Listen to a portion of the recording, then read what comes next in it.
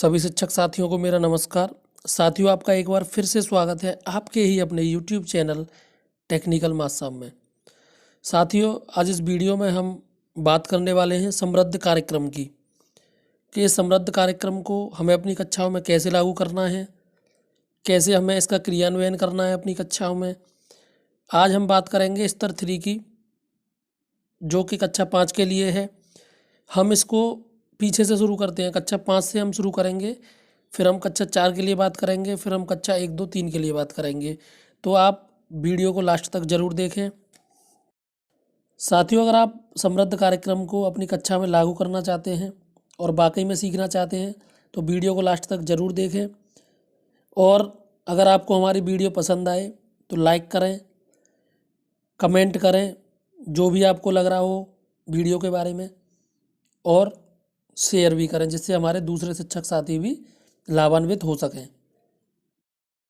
साथियों, मैंने अपने पिछले वीडियो में बता दिया था कि हमें बच्चों का कैसे आकलन करना है, कैसे हमें उनका समूह निर्धारण करना है।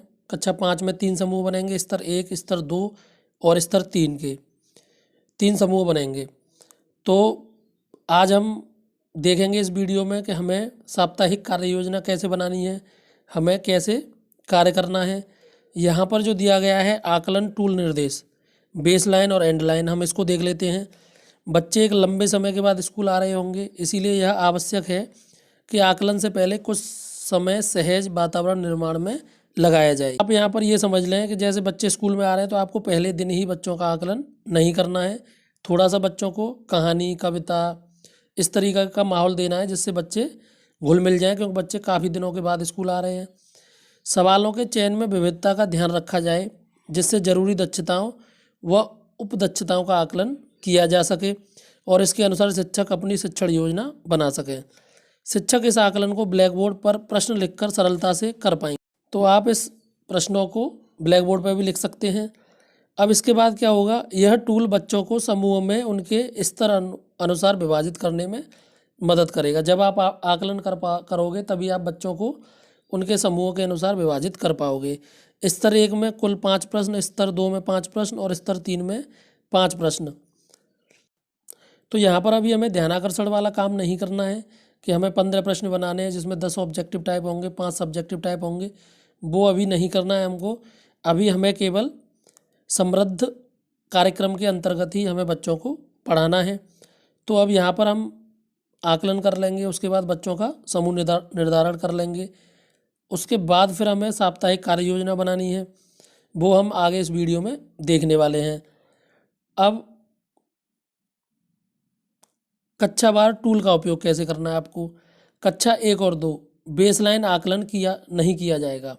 कक्षा 1 और 2 में बेसलाइन आकलन नहीं किया जाएगा, केवल एंड लाइन आकलन किया जाएगा।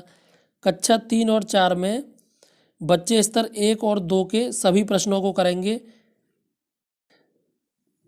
कक्षा 3 और 4 वाले बच्चों से हमें स्तर 1 और स्तर 2 के आकलन प्रपत्र देने हैं, बच्चे उन दोनों को करेंगे। तो जो बच्चे स्तर 1 के सभी प्रश्न नहीं कर पाएंगे तो उन्हें हम स्तर 1 के समूह में रखेंगे, और जो बच्चे स्तर 1 के सभी प्रश्न कर लेंगे लेकिन 2 के कुछ कर पाएंगे या नहीं कर पाएंगे 2 के, तो हम उन्हें स्तर 2 के समूह में रख लेंगे। तो कक्षा 3 और 4 में 2 समूह बनेंगे। इसी तरीके से कक्षा 5 में हम बच्चों को तीनों आकलन प्रपत्र देंगे और 3 समूह बनाएंगे। जो बच्चे स्तर 1 के सभी प्रश्न कर लेंगे उन्हें स्तर 1 में रखेंगे, जो बच्चे स्तर 1 और 2 के सभी प्रश्न कर लेंगे उन्हें 2 में रखेंगे, और जो बच्चे स्तर 3 के सभी प्रश्न कर लेंगे या नहीं कर पाएंगे तो उन्हें हम स्तर 3 में रखेंगे। उसके बाद किसी भी प्रश्न में अंक नहीं दिए जाएंगे। शिक्षक ए बी कोड उत्तर के अनुसार देंगे। ए दक्षता प्राप्त है और बी दक्षता प्राप्त नहीं है। आपको नंबर नहीं देने हैं, आपको कोड देने हैं। स्तर के सभी प्रश्नों के सही उत्तर दिए जाने पर ही किसी बच्चे का उस स्तर को पूरा किया जाना माना जाएगा।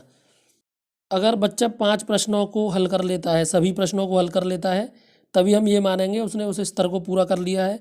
अगर वो 4 प्रश्नों को कर पाता है या 3 प्रश्नों को कर पाता है तो हम ये नहीं मानेंगे कि उस बच्चे ने उस स्तर को पूरा हासिल कर लिया है। तो ये चीज़ भी आपको यहाँ पर ध्यान रखनी है। अब हम आगे देखते हैं स्तर 1 का आकलन टूल देख लेते हैं। ये है, देखो इसमें 5 प्रश्न हैं, तो ये स्तर 1 का आकलन टूल है। हमें यही आकलन टूल बच्चों को देना है। अब ये देखिए स्तर 2 का है, इसमें भी 5 प्रश्न हैं। तो आपको यहाँ ये पता चल गया होगा कि हमें कक्षा 1 और 2 में बेसलाइन आकलन नहीं करना है, कक्षा 3 और 4 में बेसलाइन आकलन करना है और वहाँ पे 2 समूह बनाने हैं, और कक्षा 5 में बेसलाइन आकलन करना है, वहाँ पर हमें 3 समूह बनाने हैं। ये चीज़ आपको यहाँ तक क्लियर हो गई होगी। अब हम आगे देखते हैं दैनिक शिक्षण योजना कैसे बनानी है हमको। दैनिक शिक्षण योजना मुख्य रूप से 2 भागों में बांटकर की जाएगी। कालांश 1 में हमें क्या करना है, 15 मिनट हमें निर्देशित गतिविधि पाठ्यपुस्तक और आधारशिला क्रियान्वयन संदर्शिका से करानी है। उसके बाद 15 मिनट गतिविधि वर्क कार्ड एनसीईआरटी किट और पोस्टर के माध्यम से करानी है। 5 मिनट हमें गृह कार्य के लिए देने हैं और 5 मिनट हमें आकलन के लिए देने हैं। अच्छा, कालांश 2 में क्या करना है, सबसे पहले अभ्यास सत्र करना है, 15 मिनट गतिविधि वर्क कार्ड एनसीईआरटी किट और पोस्टर।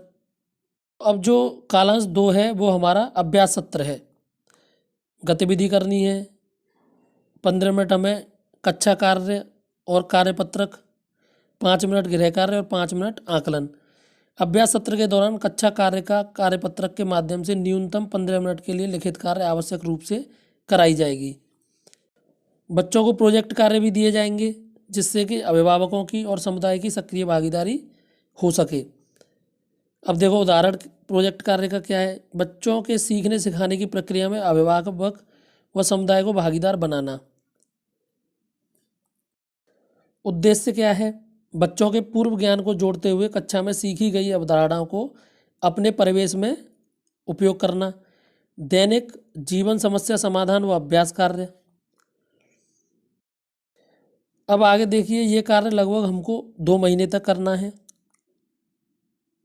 द्विमासिक योजना दी गई है। इसमें दक्षता है पहली संख्या ज्ञान, उपदक्षताएं हैं, उसके बाद हमें ये 6 दिन तक करना है, फिर 3 दिन, मतलब अब हमें संख्या ज्ञान लगभग 9 दिन तक बच्चों को पढ़ाना है। ये यहाँ पर दिया गया है कि हमें कौन से दक्षता पर लगभग कितने दिन काम करना है। तो यहाँ पर 48 दिन की कार्य योजना दी गई है। तो आपको इसी कार्य योजना के अंतर्गत ही बच्चों को पढ़ाना है, इसी कार्य योजना से बच्चों को पढ़ाना है। अब ये देखिए यहाँ पर साप्ताहिक योजना देख लेते हैं। ये जो है पहले सप्ताह की कार्य योजना है। यहाँ पर देखिए दक्षता दे रखी है, उपदक्षता दे रखी है, दिन दे रखे हैं। उसके बाद पहले कालांश का हमको डाटा दे रखा है और दूसरे कालांश का डाटा दे रखा है। ये यहाँ पर देखो शायद ये गलत प्रिंट हो गया है, C11-12 है, तो यहाँ पर C2-11-12 होना चाहिए था, क्योंकि हम कक्षा 2 में पाठ्यपुस्तक का पेज नंबर 11 और 12 पढ़ाएंगे। फिर उसके बाद हम C2 यानी दूसरी क्लास में पेज नंबर 15 और 16 पढ़ाएंगे। ये पहले दिन का मैं दिखा रहा हूँ आपको। और फिर हम उस पहले कालांश में कक्षा दूसरी में आधारशिला क्रियान्वयन संदर्शिका का पेज नंबर 43 और 44 बच्चों को पढ़ाएंगे। उसके बाद हमें वर्क कार्ड पे काम करना है, फिर हमें पोस्टर के माध्यम से कार्य करना है। ये जो है CMC09 ये संख्या चार्ट है, हमें इसके आधार पर बच्चों के साथ कार्य करना है। फिर उसके बाद हमें क्या करना है, NCERT किट से बच्चों के साथ कार्य करना है। तो ये इसी तरीके से पूरे सप्ताह की कार्य योजना दी गई है। उसके बाद है कालांश 2। तो कालांश 2 में सबसे पहले दिन हमें क्या करना है, कक्षा 2 को पाठ्यपुस्तक पृष्ठ संख्या 11-12 का अभ्यास कराना है।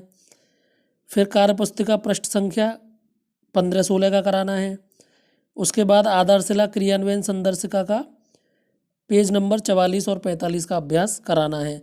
यहाँ पर C2 कक्षा 2 को डिनोट कर रहा है, 11-12 पेज संख्या है, पृष्ठ संख्या है। इसी तरीके से हमें फिर वर्क कार्ड पे काम करवाना है, फिर बच्चों को पोस्टर के आधार पर कार्य करवाना है, और फिर सबसे लास्ट में NCERT किट के आधार पर काम हमको करवाना है। तो ये हमें इसी साप्ताहिक योजना के अंतर्गत ही के अनुसार ही हमें बच्चों को पढ़ाना है। इसी तरीके से ये दूसरे सप्ताह की कार्य योजना दी गई है। तो आप कार्य योजना के बारे में समझ गए होंगे। यहाँ पर मैं दोबारा बता देता हूँ आपको। C1 C2 C3 C4 C5 कक्षाएं हैं और 11 12 ये जो बाकी नंबर्स हैं ये क्या हैं, ये ऊपर दी गई किताबों के अनुसार उनकी पृष्ठ संख्याएं हैं। तो आपको इसी आधार से बच्चों को पढ़ाना है। साप्ताहिक योजना आपको लागू करनी है कक्षाओं में।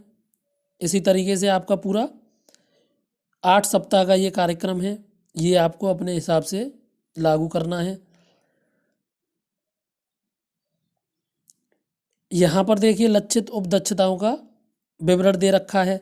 तो साथियों अपनी अगली वीडियो में मैं आपको बताऊंगा कि कैसे हमें इन उपदक्षताओं को लागू करना है, कैसे हमें कक्षा में गतिविधि करानी है, जिससे बच्चे हमारे बहुत जल्दी और बहुत आसानी से इस लक्ष्य को हासिल कर लेंगे।